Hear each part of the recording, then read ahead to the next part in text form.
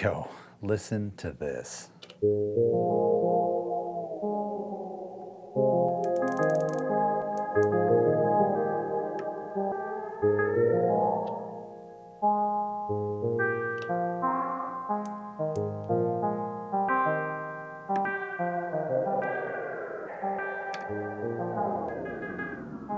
What you're hearing is the Nightverb, a super lush, super playable reverb by Erica Synths and 112 dB.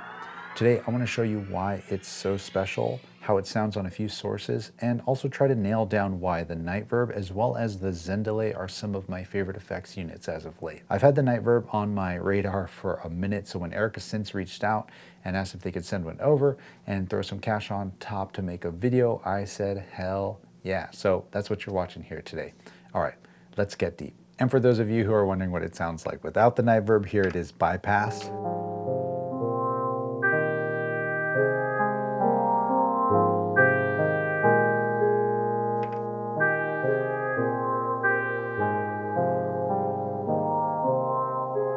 Now the Nightverb is laid out extremely well, and I think this size of Erica Synths effects box has one thing in mind, which is taking your typical effects unit and instead of being kind of set and forget, right, it's letting you explore and play the effect like another instrument. Here, let's go through some of the controls with sounds, because it's just so straightforward, but it makes so much sense when you put it into practice. So going back to what the sound was here on Digitact, the big obvious knob is size, which changes the size of the reverb room that this is creating, but that's also kind of dictated by your shape. And we'll just listen to the wet for now.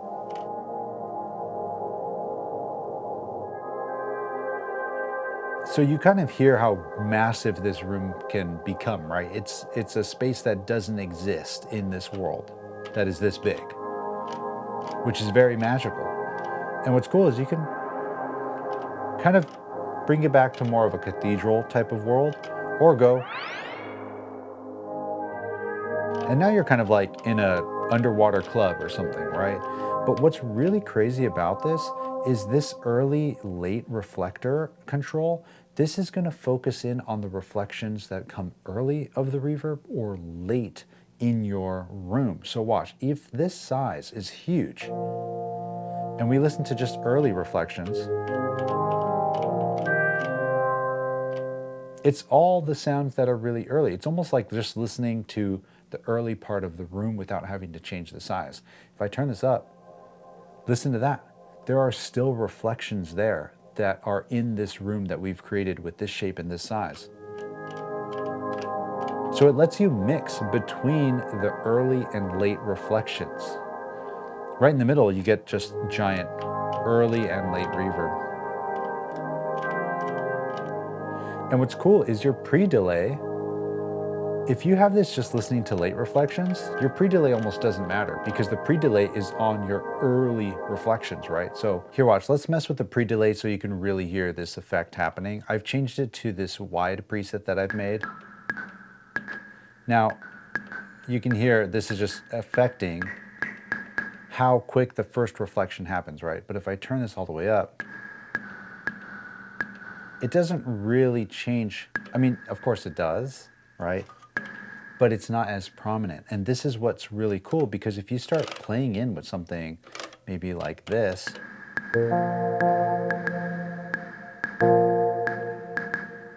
this again becomes this playable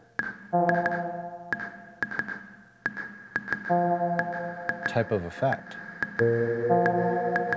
And I'm not changing the shape. If I do,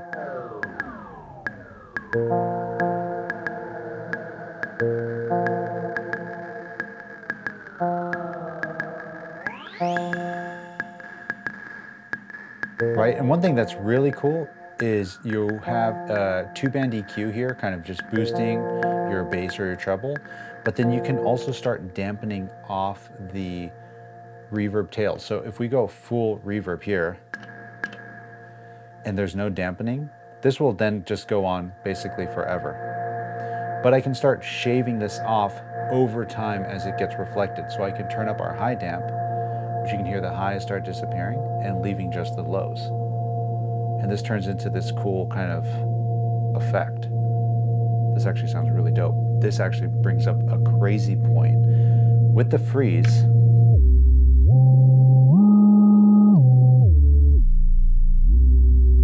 yo, okay, hold on, one sec. I need a MIDI cable. With the freeze, apparently, you can go MIDI in and play the freeze chromatically. What?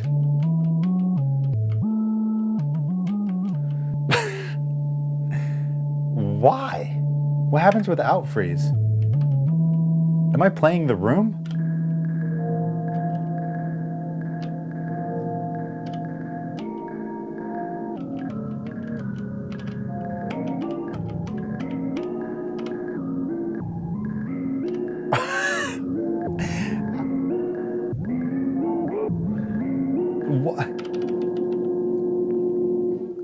When?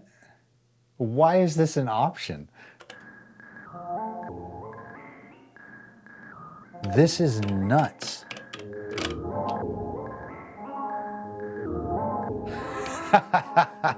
Why would I ever need to do this? I guess the fact that you can just says something about this, right? It's just like this, why not? Let's let people play the size of the room with a chromatic keyboard. Weird. Read it in the manual. It's cool that you could do it, and it was actually super simple to do. But what I was trying to get at is with these dampening knobs, you can really hone in on how the reverb itself sounds and how it tails out. Because here we have it so that just the low end lives on forever, right? But we can change this up. We can say, you know what, let's just let the high end go on forever. And if I turn this up a little higher for our synth sound,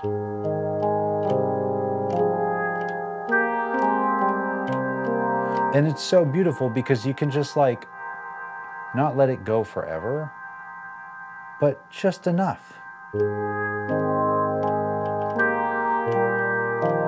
And the same goes for like a keyboard, right?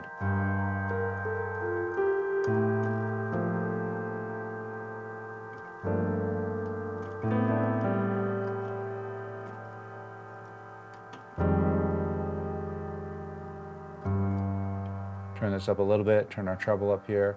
Let's make this huge, right? We're gonna open this up. And spin is really dope because it adds turbulence to the room that you've created, but I think of it more as just kind of like, almost like a couple of random LFOs moving the shape as well as the size of your room around. I know that's probably totally not at all what it is.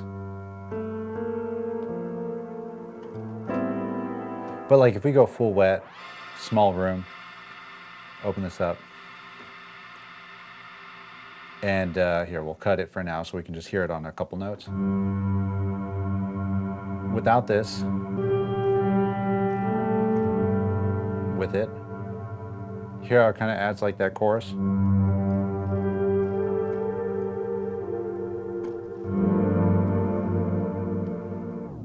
Huge room. Oh, and check this. We're gonna go into our effect and turn dirty on. The thing with the Nightverb is it's kind of emulating a bunch of tape delays, creating this wild reverb, but switching dirty mode on will then switch it from tape delays to bucket brigade delays, emulation of course, and just lets it get a little nastier. Hear that? Really hissy and gross, but makes for really cool sounds.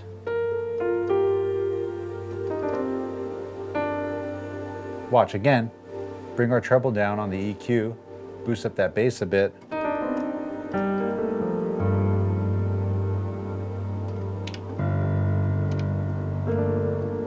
And then we can say, you know what, let's shave off some of the highs, change the shape of the room up, and make this room huge and add a lot of pre-delay.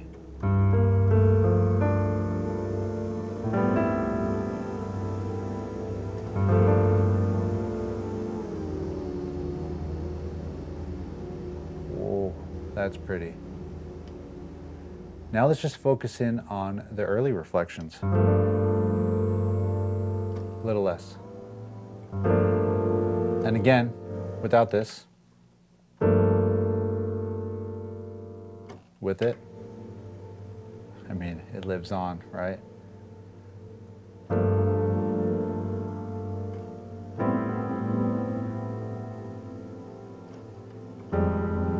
Now turning dirty off gets us a bit cleaner.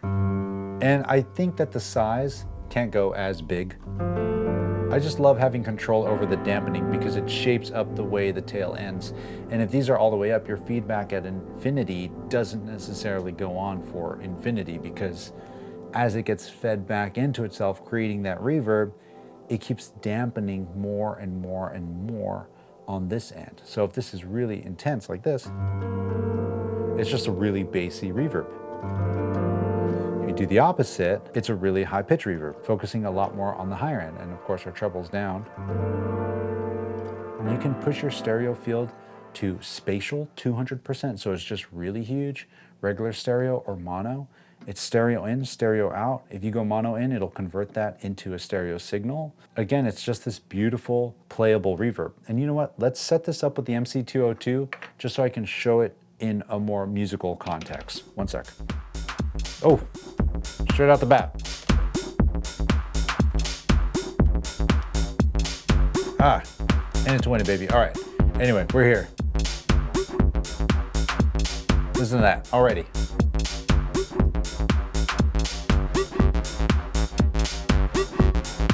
Go into here or open up the space. Right? Reflections. Listen to the later ones. No dampening.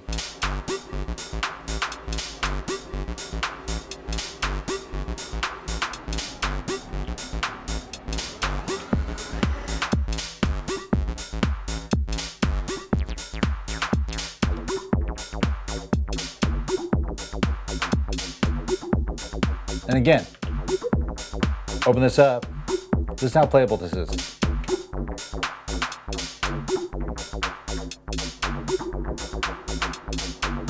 We're not changing the room size, but we can change where in the room we are. And then bring it back.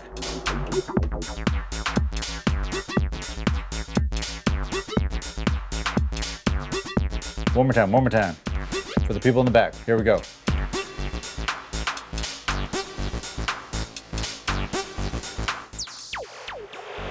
Oh, there goes my eardrums.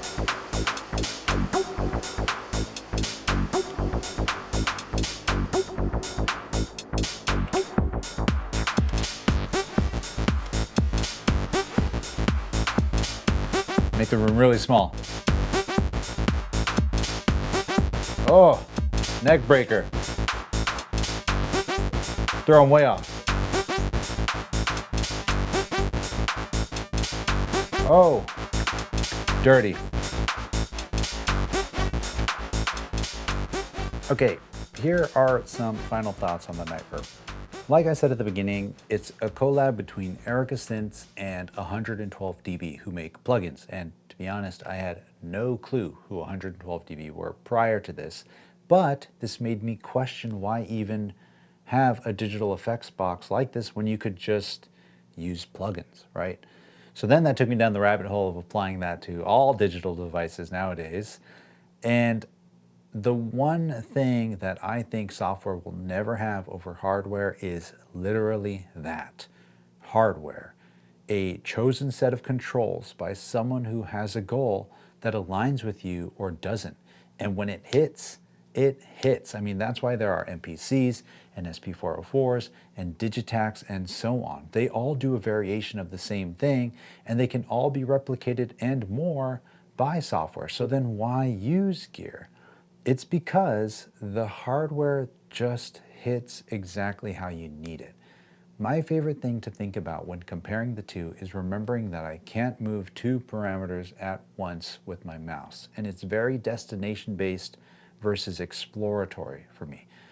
It's more of, I'm going to choose that knob and move it, where here I'm just kind of exploring, right? And I think the Nightverb hits a great combo of sounding awesome while still being playable and not too cumbersome. And this is surprisingly hard to get right. Some things could be too small but not that flexible, or really small and really cumbersome, or too huge to take anywhere, right? And this is just perfectly somewhere in the middle of that world. And I'm not trying to say that there are a ton of effects out there that sound bad or suck to play, but it's just that both this Nightverb and the Zen Delay are rooted in like the playing the effects side. I'm not sure if you've ever seen Gertz, the owner of Erica Synths, play a live set. It's insane, and that's kind of his main focus, which is very apparent when it comes to his effects units and honestly their instruments in general. Now, this is really hard to put into words, and I've thought about it a lot, but I'm going to try my best. The Nightverb is extremely playable. I've said that a million times. It isn't huge, right? But it's bigger than most effects units, about the size of maybe 2 guitar pedals. But what Erica Synths is doing is sacrificing size to give you more control. But the parameters they give you control over are very musical. And the range that these parameters kind of keep you in a sweet spot that's also musical. Even the way the knobs move and feel very musical, and their size and how they affect the parameters that they're changing. Or for example, here, this is a perfect example. This is a setting in the effects section here called morph. This lets you choose how many seconds you can morph between presets. So now changing presets is a musical thing. You see what I'm saying? And these, of course, besides the morph thing, are all thoughts that I have about the Zen Delay too. There's just something special about these boxes being slightly bigger with the bigger knobs giving you more control over the effects that just make you want to play them, all while sounding crazy good. Anyway, I hope you learned something here today or got inspired to go make some music. I hope to see you again next week, my friend. And until then, you already know the drill. Share the love, share the knowledge. Knowledge is power. Peace.